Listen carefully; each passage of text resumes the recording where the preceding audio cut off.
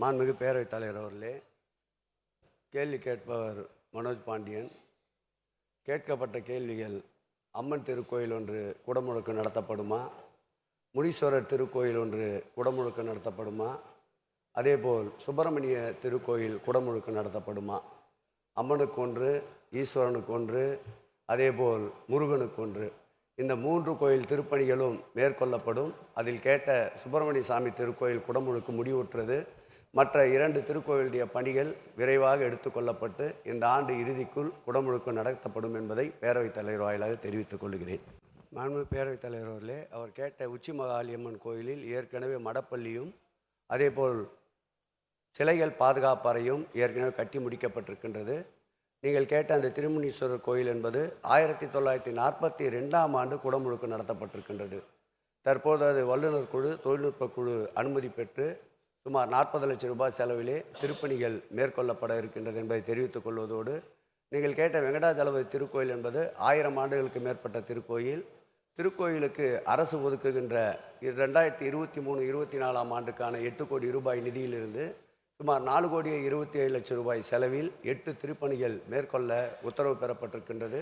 இந்த மாத இறுதியில் குடமுழுக்குக்குண்டான பாலாலயம் திருப்பணிகள் ஆரம்பிக்கப்படும் என்பதை மாண்புமிகு பேரவைத் தலைவர் வாயிலாக உறுப்பினருக்கு தெரிவித்துக் கொள்கிறேன். மாண்புமிகு பேரவைத் தலைவர் அவர்களே, அந்த செல்போனை கூட மாண்புமிகு முதலமைச்சருடைய வழிகாட்டுதல் படி நேற்றைக்கு அந்த தினேஷ் என்பவர்களிடம் ஏலம் கோரப்பட்டு அதிக ஏலம் 10,000 ரூபாய் கேட்டதன் அடிப்படையில் அவரிடம் அந்த செல்போன் நேற்று ஒப்படைக்கப்பட்டு தீர்வு காணாத பிரச்சனைகளுக்கும் தீர்வு காணுகின்ற ஒரே அரசு திராவிட மாடல் அரசு என்பதற்கு அதுவும் ஒரு எடுத்துக்காட்டு என்பதை தெரிவித்துக் கொள்கிறேன். இந்த பலமாற்று பொன்னிடங்களை உருக்குவது சம்பந்தமான ஒரு அரசாணையை கடந்த 10 ஆண்டுகளில் அது கிடப்பிலே இருந்தது. மாண்புமிகு தமிழக முதல்வர் பொறுப்பேற்ற பிறகு பயன்பாட்டில்லாத பக்தர்களிடம் வருகின்ற அந்த பலமாற்று தங்க இடங்களை மீண்டும் பயன்பாட்டிற்கு கொண்டு வர வேண்டும் என்று திட்டமிட்டு அதற்கென்று 3 நீதிபதிகள் அடங்கிய ஒரு குழுவை நியமித்தார். அது 3 நீதிபதிகள் 3 ரீஜனாக பிரிக்கப்பட்டு நம்முடைய உச்சநீதிமன்ற நீதிபதி ராஜு அவர்கள் தலைமையில் ஒரு குழுவும், உயர்நீதிமன்ற ஓய்வு பெற்ற நீதிபதி மாலா அவர்கள் தலைமையில் ஒரு குழுவும், ரவீந்திர பாபு என்ற ஒரு நீதிபதி உயர்நீதிமன்ற நீதிபதி ஓய்வு பெற்ற நீதிபதி தலைமையில் குழுவும் பிரிக்கப்பட்டது.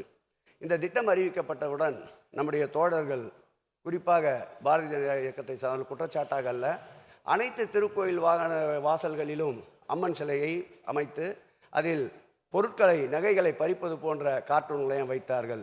மாண்புமிகு முதலமைச்சர் அவர்கள் இப்படி ஒரு எதிர்க்கிறார்கள் என்றால் அது நிச்சயமாக பயனுள்ள திட்டமாக இருக்கும், அதை விடாதே பிடி என்றார். அதை பிடித்ததின் காரணமாக இன்றைக்கு 1100 கிலோ அளவிற்கு வங்கியிலே வைப்பிட்டு நிதியாக வைக்கப்பட்டு ஆண்டிற்கு 111 கோடி ரூபாய் திருக்கோயிலுக்கு வருமானமாக வரப்பெற்றிருக்கின்றது. மேலும் இந்த திட்டம் தொடரும். கடந்த காலத்தில் 1959ஆம் ஆண்டு உருவாக்கப்பட்ட இந்து சமய அறநிலைத்துறை சட்டத்தின்படி இதுவரையில் திருக்கோயில் வைப்பு நிதியில் இருக்கின்ற தங்கத்தினுடைய மொத்த அளவு 610 கிலோ. ஆனால் இந்த 3 ஆண்டு கால ஆட்சியில் வைப்பு நிதியாக வைக்கப்பட்டிருக்கின்ற தங்கத்துடைய அளவு 1100 கிலோ என்பதை மாண்புமிகு பேரவைத் தலைவர் வாயிலாக உறுப்பினருக்கு தெரிவித்துக் கொள்கிறேன். மாண்புமிகு உறுப்பினர் தா. வேலு.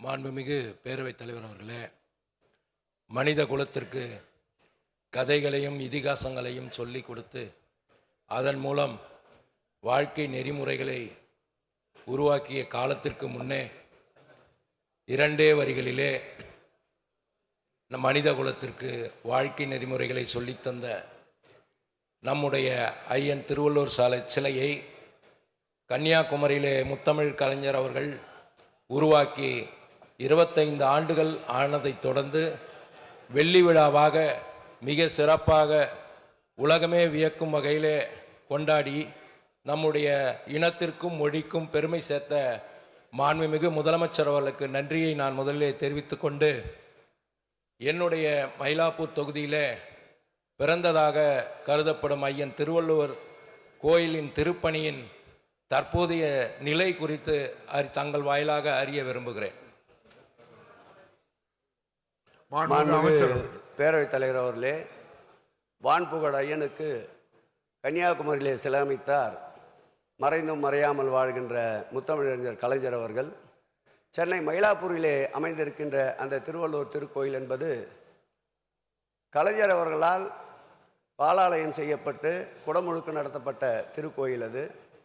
அந்த திருக்கோயிலை மாண்புமிகு தமிழக முதல்வர் திராவிட மாடல் அரசுடைய நாயகர் அவர்களுடைய உத்தரவின் பேரில் 19 கோடி ரூபாய் அளவில் திருவள்ளூர் புகழுக்கு புகழ் சேர்க்கின்ற வகையில் அங்கே ஒரு திருக்கோயிலை உருவாக்கின்ற பணி ஒப்பந்தம் கோரப்பட்டு நிறைவு செய்யப்பட்டிருக்கின்றது. இந்த மாத இறுதிக்குள் மாண்புமிகு தமிழக முதலமைச்சருடைய பொற்கரங்களால் அந்த திருக்கோயிலுடைய திருப்பணிகள் துவங்க இருக்கின்றது. திருவள்ளூர் கன்னியாகுமரிக்கு திருவள்ளூர் சிலைக்கு பெருமை சேர்க்கின்ற வகையில் மாண்புமிகு தமிழக முதல்வர் அவர்கள் அருமை அண்ணன் ஏவா வேலு அவர்களுக்கு விட்ட உத்தரவின் பேரில் 27 கோடி ரூபாய் அளவில் கண்ணாடி இழைப்பாலம் அமைத்ததை இன்றைக்கு உலகமே பாராட்டி கொண்டிருக்கின்றது. கன்னியாகுமரிக்கு ஒரு பாராட்டு என்றால் சென்னையிலே அமைய இருக்கின்ற திருவள்ளூர் சிலைக்கு நிச்சயம் கார் உள்ளளவும் கடல் நீர் உள்ளளவும் எங்கள் திராவிட மாடல் நாயகன் புகழ் எந்நாளும் பாடப்படும் என்பதை மாண்புமிகு பேரவைத் தலைவர் வாயிலாக உறுப்பினர் வேலு அவர்களுக்கு தெரிவித்துக் கொள்கிறேன். மாண்புமிகு பேரவைத் தலைவர்களே, ஸ்ரீரங்கம் தொகுதியுள்ள குமாரவேல் கோயில் முருகன் கோயில் எப்பொழுது குடமுழுக்கு நடைபெறும், இந்த சபையிலே தேதி அறிவிக்கப்படுவார் என்பதை தாங்களின் வாயிலாக அறிய விரும்புகிறேன். மாண்புமிகு அமைச்சர் அவர்கள். மாண்புமிகு பேரவைத் தலைவர் அவர்களே, கேளாமல் கொடுக்கின்ற மனசு கேட்டதெல்லாம் தருகின்ற அரசு என்ற வகையில் அவர் கோரிய அந்த திருக்கோயிலுக்கு 19/2/2025 அன்று குடமுழுக்கு நடைபெறும். 17 பணிகள் 3 கோடியே 20 லட்சம் ரூபாய் செலவில் மேற்கொள்ளப்பட்டிருக்கின்றன. கூடுதலாக மாண்புமிகு தமிழக முதல்வருடைய உத்தரவை பெற்று ஒரு 16 பணிகள் 30 கோடி ரூபாய் செலவில் பெருந்திட்ட வரைவிலும் எடுத்துக்கொள்ளப்பட இருக்கின்றன. அன்றைய தினமே குடமுழுக்கோடு சேர்த்து இதற்குண்டான படிகள் துவக்குகின்ற பணியும் நடைபெறும் என்பதை மாண்புமிகு பேரவைத் தலைவர் வாயிலாக மாண்புமிகு உறுப்பினருக்கு தெரிவித்துக் கொள்கிறேன்.